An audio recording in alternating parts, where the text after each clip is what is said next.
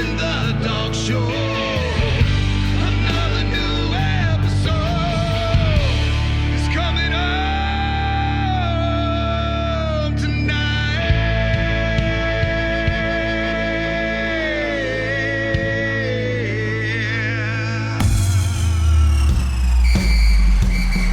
It's the dog show.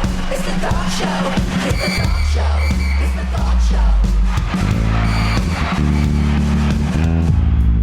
You're listening to the one and only Dog Show. Your hosts, Troup Brinson and Smooch Moncrief. Just two dudes talking Georgia football.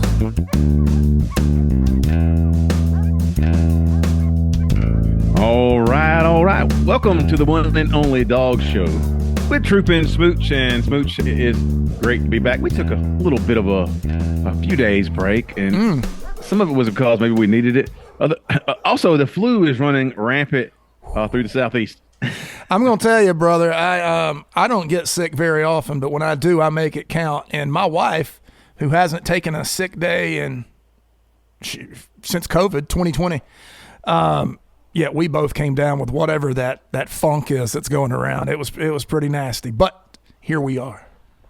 Yeah, and I told my wife, and my wife's a nurse, and she's now runs her own business, does the injections and Botox and lip filler and head spas and facials and all that great stuff. But she's also very aware of health, and she's always trying to give me an immunity shot or a B12 or something like that. And so I told her, I said, I hadn't been feeling that great lately. Last couple of days I've been fatigued and just no energy. I just want to lay on the couch and not go to work. And she's like, well, come up this morning and I'm going to give you a B12 shot. And I said, okay. I always have to relent to that because I'm not one of those weirdos who likes needles, right? Yeah, so absolutely. I'm like, no, I'm fine with not many needles. But I was like, okay, go ahead. Give me a B12 shot. I'm fine with not many needles. That's a tattoo right there. Right. See the With irony extra in the needles. yeah, there you go. So and this is typical Renee, my wife, and so I get to her office and she opens the fridge and she's got some kind of elixirs. One of them is like a pine needle elixir for health, and she gives me a swig of that. There's two more elixirs that's good for health. That's the local herbalist, I don't know what you would call them, has given to her. Take that, and then she sprays something under my tongue. 12 sprays. She had the exact number of sprays it needed. I'm like, okay, so I'm good with that. She takes me into where she's got her, her injectables. She's going to give me a shot. She says, I'm giving you 3 shots. I'm like, no. I agreed to 1 shot. I don't want to be perforated. She lured you down there. And so, but we compromised with 2 shots. One of them was the B12. I don't know what the other concoction was, but I do have I got the Band-Aid right there. Oh, yeah, because you were a big boy. I see it. I did. Is that SpongeBob? Anyway, we're trying to, I don't even know what it is. Probably Hello Kitty. Yeah. But yeah, so we're all trying to stay healthy, and Spooch had it last week. I'm trying to avoid it this week because we're always, both of us, around people all the time. Yeah. And they're going to bring all that stuff to you. I will say that we do want to thank you folks for tuning in. It's been a great run for us, and we're glad to be here for talking season. And sometimes it's where we do our best work. Yeah. It's a dog show. We're often duplicated, never, or to say it the right way, often imitated, but never quite duplicated as other shows may intend to do. But the dog show, the one and only dog show. And I said, let me just phrase it right. I said that Bobo would still be coaching a month from, it was mid-January. I said, Bobo's still here. So is Coach Searles. So 100% you did. Yeah, well, I think he's going to be OC. I think he's going to be another. You do? All right. I do. There it is right there. I think it's time we acknowledge that the dog show, when it comes down to just football horse sense, we're basically show prep for the rest of the podcast world, especially this time of year. The football stands on its own, right? During the football season, it's about football. But when it comes to talking season, that's when personality and intellect enter into the equation for the podcast hosts. And I put us up against any others as just being more physically attractive and more intelligent and insightful. So You throw all that together, and then you get.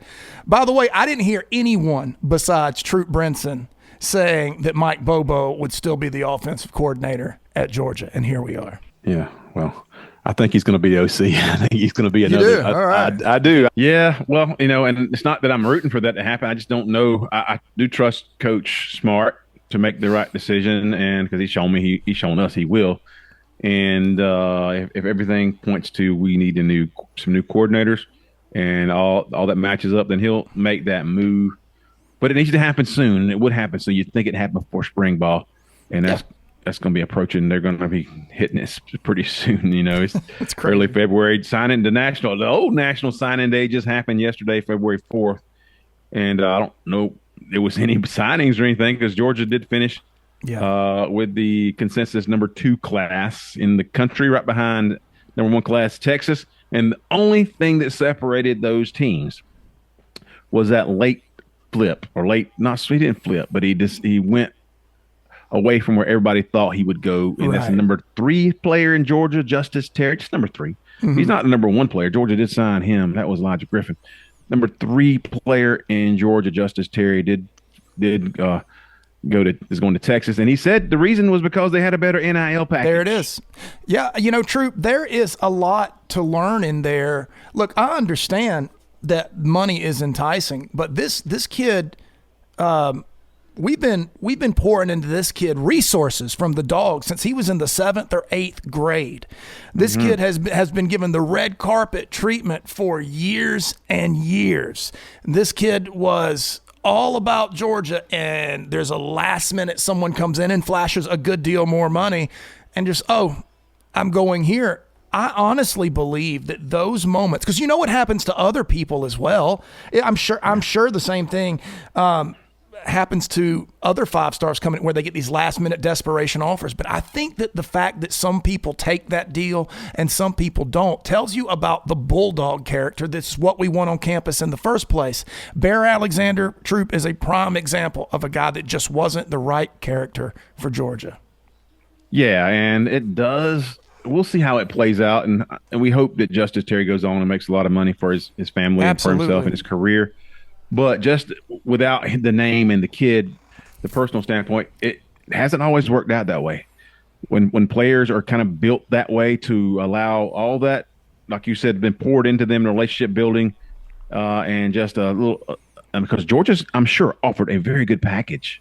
Yeah. NIL package. Georgia spends on the line of scrimmage, especially the defensive line. Mm-hmm. He had a good package, a good offer from Georgia. There is no doubt he would have been just fine.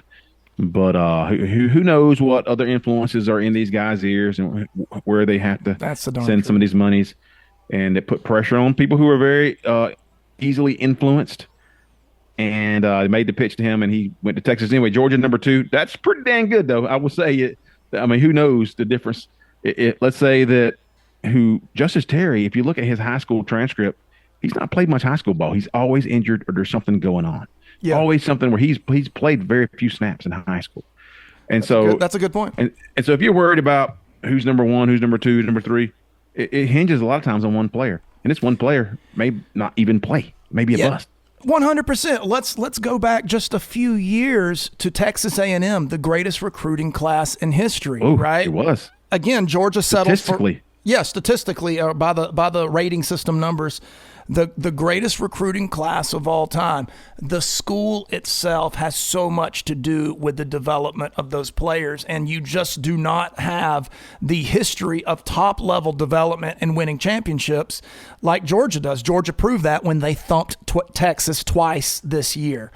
And so the Texas A&M lesson is still fresh. I think it's a good one for us to remember that, these recruiting rankings, that's really for us nerds just to geek out with, and it's fun and it's great. But honestly, if you're top 5, the rest is up to your staff. You're not going to lose a championship because you had a number 3 class and someone else had a number 1. You're going to lose it on the strength of your coaching and your culture. Yeah. And the coaches will be quick to tell you that these recruiting rankings are for the fans. They're not necessarily, they don't agree with different players who are ranked different. They make their own evaluations. They don't go by what the industry says. And but still a very, very good class for Georgia. They did load up in a lot of different areas. I did see Smooch wear a personal interest for me is I'm from Swainsboro, and Yeah.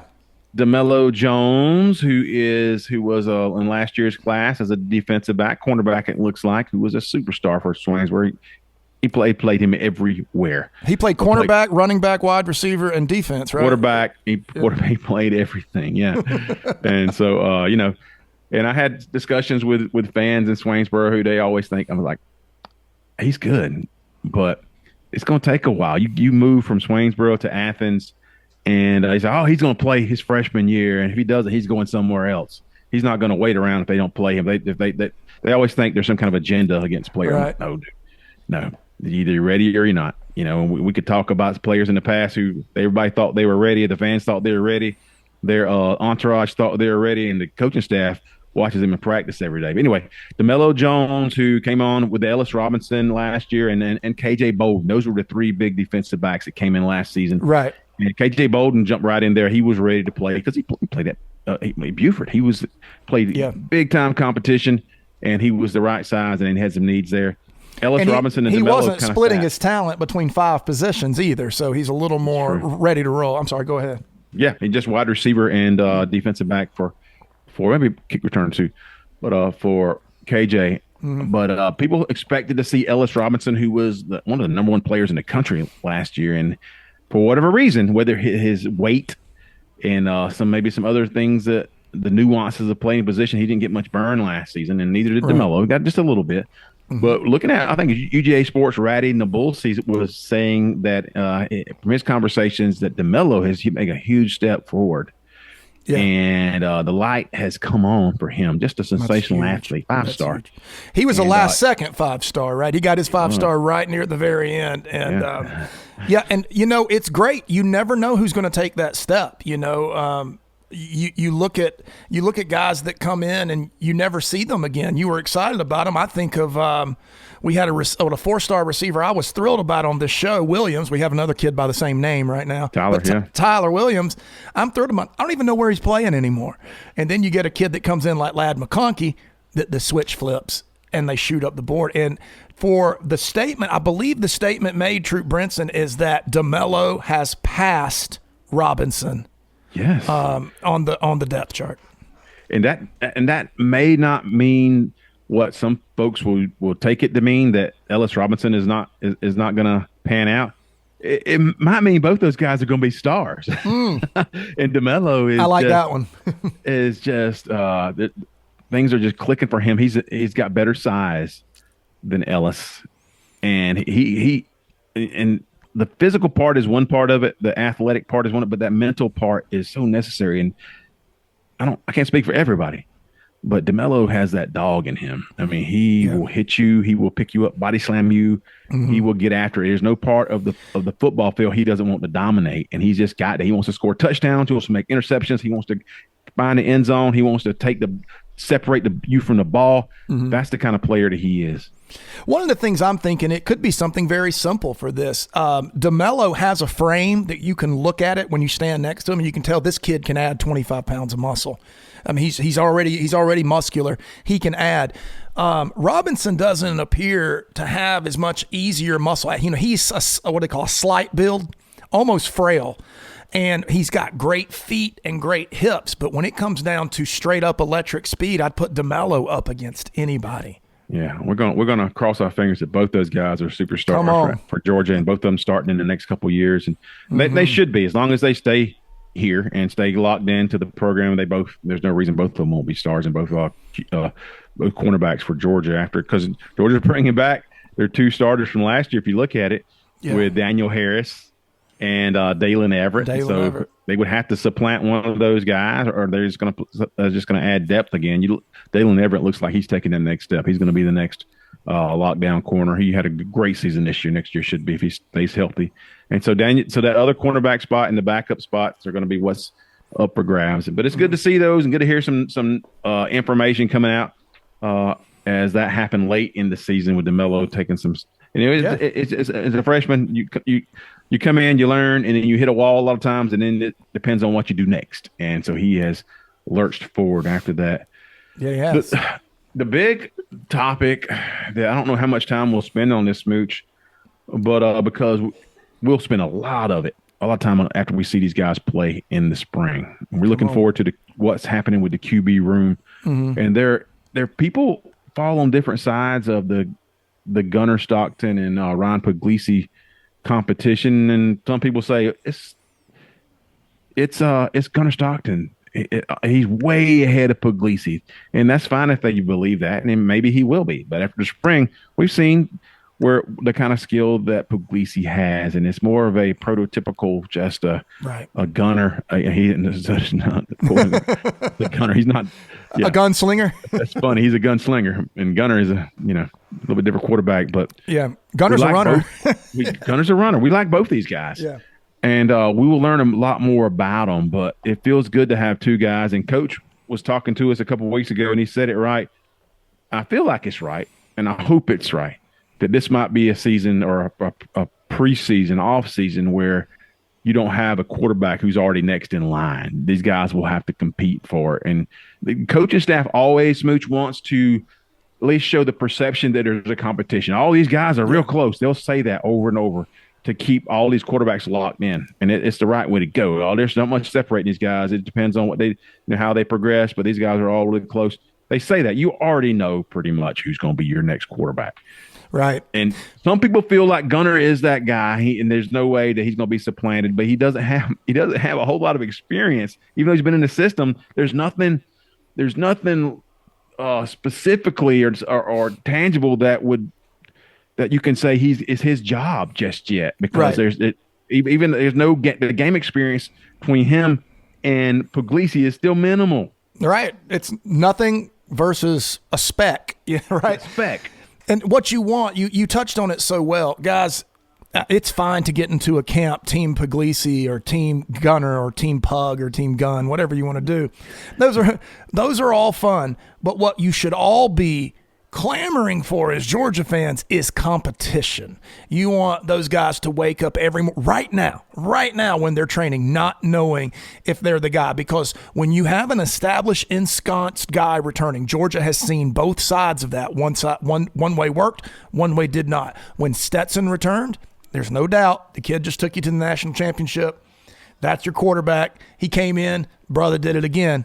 That's great. That gave the team a feeling of continuity and leadership. However, we saw Carson come in and have a really solid season that people thought if he took the next step, he's a Heisman contender, that type of thing. And we saw Carson come in ensconced as the starter. No matter what people say, he was ensconced as the starter. He comes in and he doesn't take that step. In fact, there's a bit of regression. So the competition always is healthy. Your ensconced starter is not always the healthiest way. It can work, but competition is always the healthiest way to do it. Yeah, and I feel like regardless of who wins this competition, both of these guys are just locked in to being Georgia Bulldogs. I don't see, no matter who wins, they're not running down the road to some other team. They are not. No.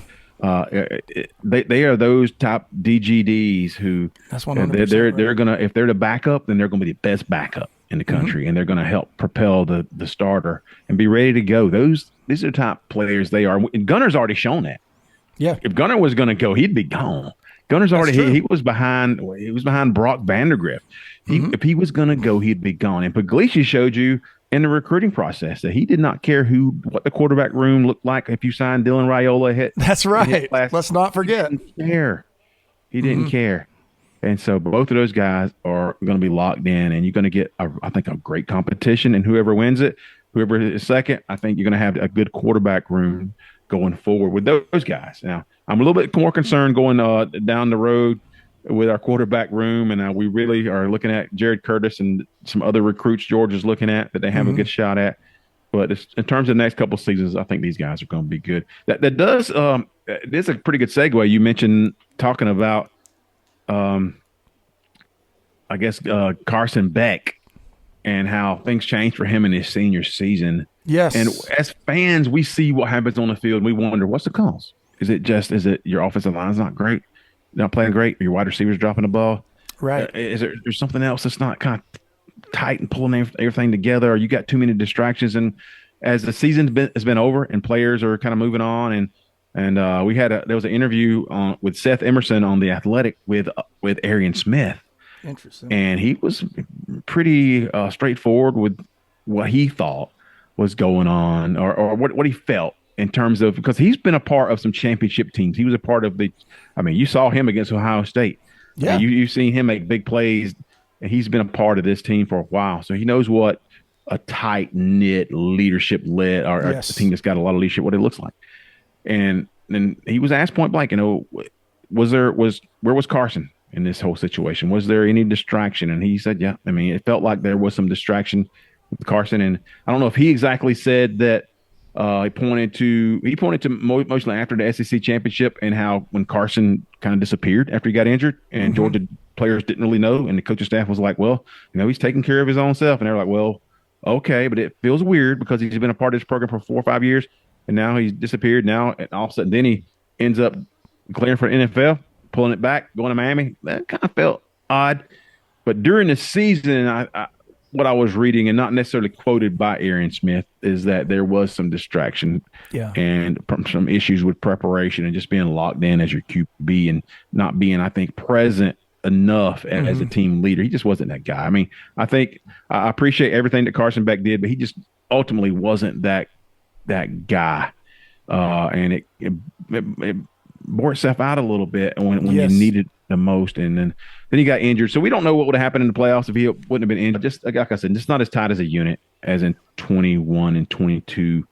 Not saying that it was terrible or there were fights in the locker room, nothing like Tennessee does in their locker room. Exactly. But you've got to have these 4 or 5 or even more guys that are unquestioned leaders and, that kind of set the temperature. They adjust the thermostat for the room. And this year you had what? You had Tate Ratledge, of course. Who would you say is the other?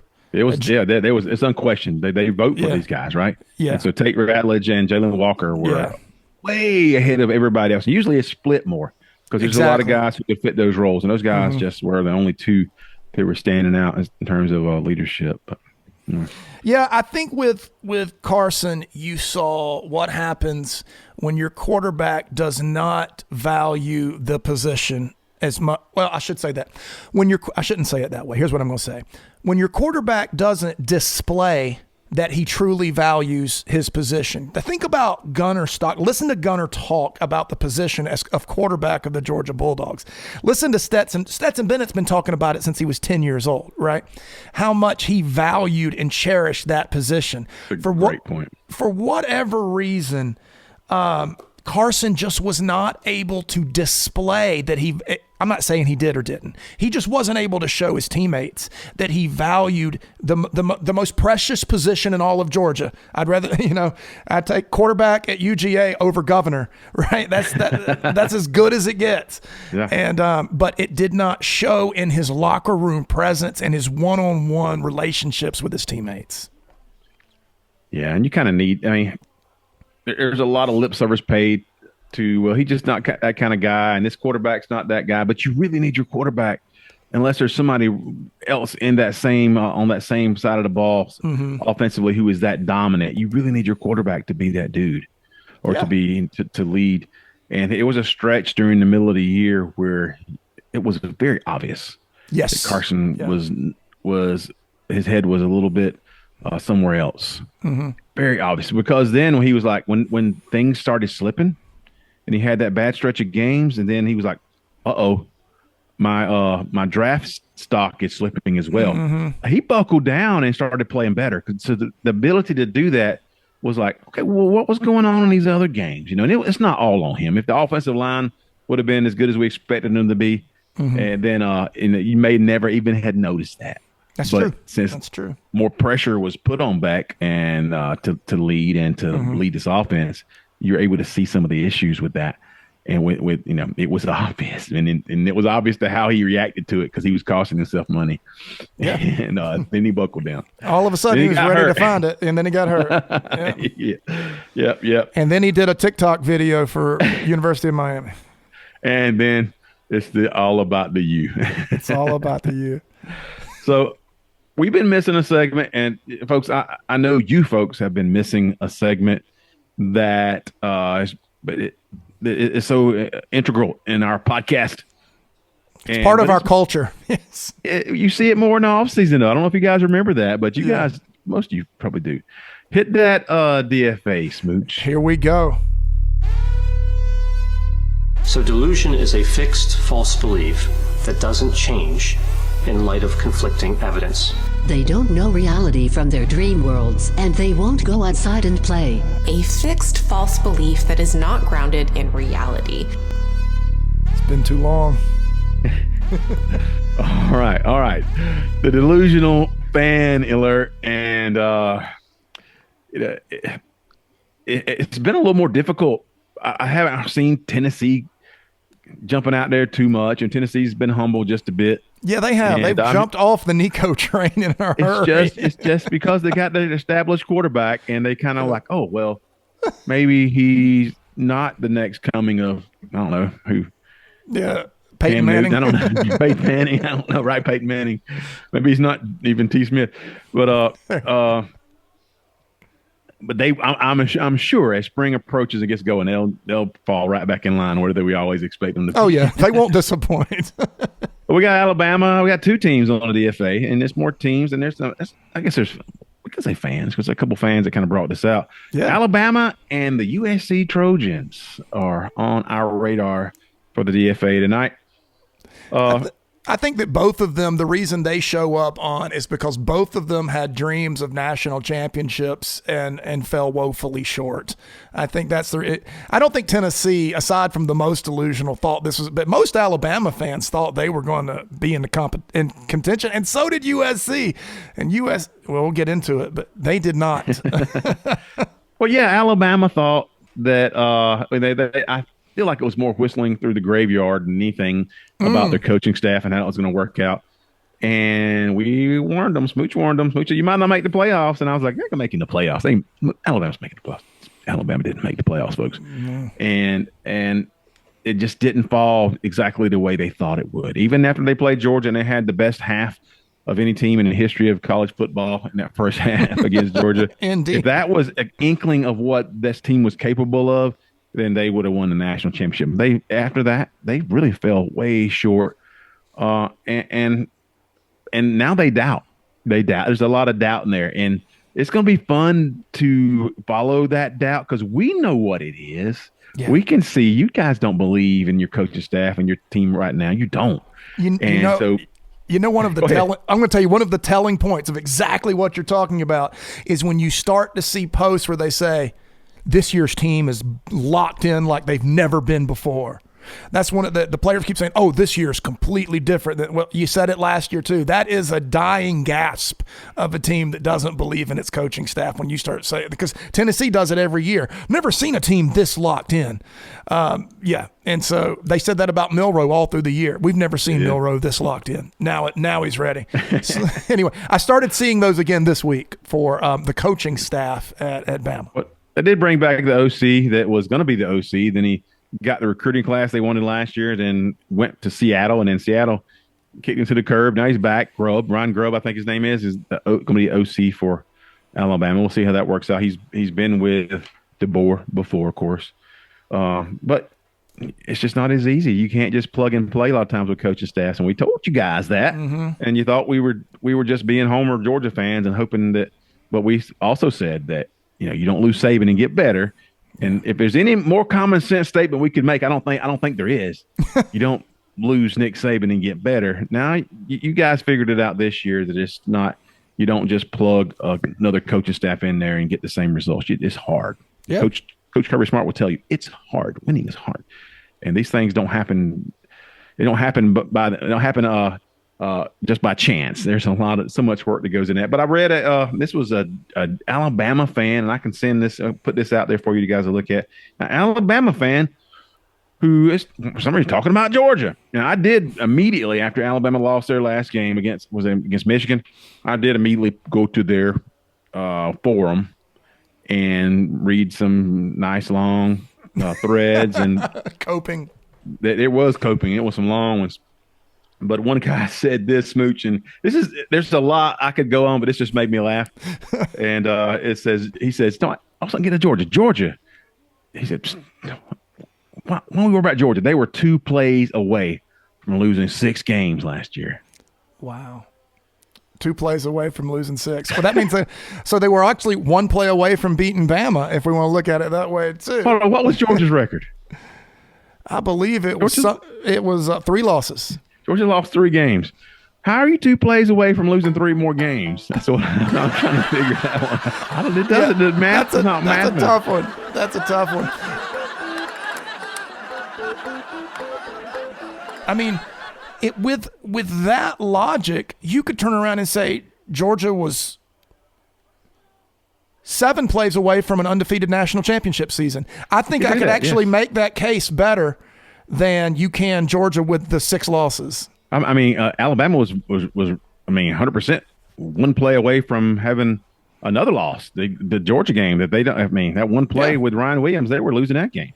Yep. So that's just funny. But if the math was the funny part of it, but it's still math is hard, man. Math is hard. I had to throw that out there just because if I'd have went through the whole thread, we could have did a whole show basically on them guys coping and we still might.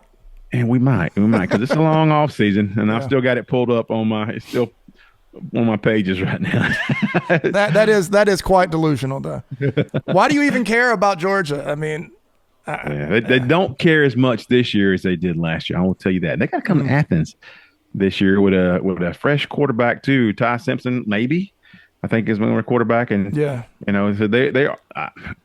The realistic part of that is I'm seeing a lot of Alabama fans count that as a loss. We're probably going to lose to Georgia this year on the road and with an unproven quarterback. And they got to deal with Troup and Smooch in the stands for that game. Oh, we're going to be there. We're going to be yelling. there. That's right. raising the sound levels to points where they can't snap the ball. That's right. Without question. But the other DFA and USC Trojan, it's been a while since you've been on, but it's usually this time of year anyway, right? Yeah. The Trojans get on your radar right about now. And USC Trojan is one of their biggest fans. He's a great dude. It's a pity we couldn't get him on the show last year. but we tried. And, we did try. That fell apart 2 or 3 times. Let's put this out there. We're going to let you guys look at this. Again, they are touting their coaching staff as the best coaching staff in college football. It is so good. They've added another. I will tell you, they have went back-to-back 7-6 seasons. Back-to-back 7-6 with Lincoln Riley and this amazing coaching staff. And last year they were more serious about defense, and their co-defensive coordinator, Coach Henney, was changing everything. Everything. And Zulu was right there. Just this is a new age. And then they bring in Rob, not Rex Ryan, but his brother, Rob Ryan.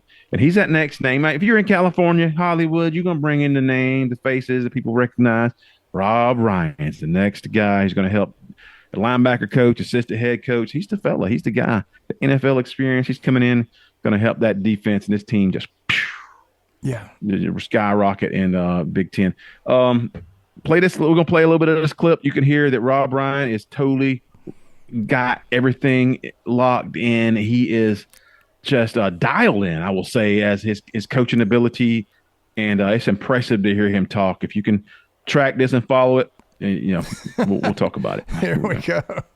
Fun to be around. He makes everybody better, including the coaches, and we'll see. I'm looking forward for the spring ball or whatever. I can't wait. We're going to go against the best. Oh, good. Bring it on. Let's see. I can't wait to see that little JUCO kid from Hutch. Bam! We're going to get after his little butt. But anyway, fun to be around. He makes everybody better, including the coaches. And, we'll see. I'm looking forward for the, spring ball or whatever. I can't wait. We're going to go against the best. Oh, good. Bring it on. Let's see. I can't wait to see that little JUCO kid from Hutch. Bam! We're going to get after it. But anyway. All right. That's I got it. I got it. I'm wow. ready. I'm ready That's to play. Wow. That's just a wow. That's just gosh. I mean, I don't know. I mean, he's got the hair now. You look at his hair, and he looks like a surfer dude, and he talks like a surfer dude. And I didn't hear a whole lot about football on that one, but it was very interesting. Well, that actually fits right in with the USC with their whole landscape there, because it may be about scoring points, but it is not about football. And teams take on the personality of their coach, and their coach does not care about defense. And you're going to continue to see the same results. And what amazes me, Troup, is though they're one shade below mediocrity. I would consider mediocrity to be 8 wins, which they can't pull off. They can't pull off 8 wins. So they're a win below mediocrity for the last few years. And yet they don't say this team has a shot at the playoffs. This team could do this. This team could be a top 25 team this next year. They say best whatever of all time. Best defense, best coaching staff of all time, top 5 defensive line. All these it's just crazy hyperbole to psych themselves up, I guess, but it is absolutely delicious to watch from this perspective. It almost breaks my heart when the season starts and we have to see the truth happen because I enjoy this part so much. I mean, they lost 6 games with Caleb Williams QB in, and then last year we thought who was their starting quarterback? I don't even remember his name anymore. But I was excited to see him play. He had a good arm. And then they displaced him and put, I think, Maeva in there in the last third of this season. And maybe they got big, I guess they think he's going to lead the offense. But it's you don't – all these name moves, you see it on different levels of sports. Name moves don't always the right move. And right. So I know Rob Ryan's got a big name. And I don't think Coach Eric Henderson had a didn't feel like he had a big name, but they made it. I tried to make it a big name. Oh my gosh! What was it? Because of coaching? Dog work, baby. Dog work. Yeah. And who did they get transfer from Georgia? Played on defense again. I mean, we saw at the Bear Alexander experiment did not work. Now he's going to Oregon. Yeah. There was another. Who did we send over there? Who did we dispatch? There was somebody. We'll put it in there. Sounds. Yeah. We should know that. I'll put it in. I'll put it in right here. Put another big lineman who wasn't really working out at Georgia. And now he's going to work out, I think, for USC. It's all going to click. A defender is going to go there and learn to play defense at a high level for a school that doesn't like playing defense. That's a really tough ask. It's a tough ask. But we're glad to bring that to you, and we're going to have, as the talking season progresses, and these guys are getting ready for spring, we'll have a lot more DFA, and hit that bumper and close this out. Smooch. You just got it. So delusion is a fixed false belief that doesn't change in light of conflicting evidence. They don't know reality from their dream worlds, and they won't go outside and play. A fixed false belief that is not grounded in reality. Nice. All right. Well, I don't really have anything else on my agenda. Anything on your mind there? No, this satiated my appetite right here. Yeah. I've been wanting to talk some football and happy to be back with the living. And so this is great. But, guys, since it is talking season, you guys can send us topics. We are not we love kind of taking the temperature of the room and feeding the baby birds, as you hear us say. So let us know. You can message us. You can, dogshowpodcast@gmail.com, standard email right there. Or you can just leave comments on our YouTube page. Troup or I check most of those out. And, and for all you other podcasts out there, you're welcome for this week's show prep. Go forth and do your thing. And we're happy to help you in any way we can. Yes. So do check out our YouTube page. And if you had any questions about what's going on with Mike Bobo, we did a 3-part series with the Mike Bobo. Is it Bobo's fault? That's still getting a lot of play. Yeah. Yeah. We did 3 parts of that. So we can kind of go through it and give you our thoughts and put some real good info out there for you. Absolutely. All right. Well, thanks you guys for tuning in. Please remember to give us a 5-star like and a review. Let us know how you feel. We appreciate everything you do. Keep pushing our podcast. We're having a great time, and it's off season. We're digging down into the roster now, and we'll look forward to these news guys stepping forward. All right. For Smooch Moncrief, this is Troup Brinson. saying so long. We'll see you soon. This is the Dog Show with Troup and Smooch.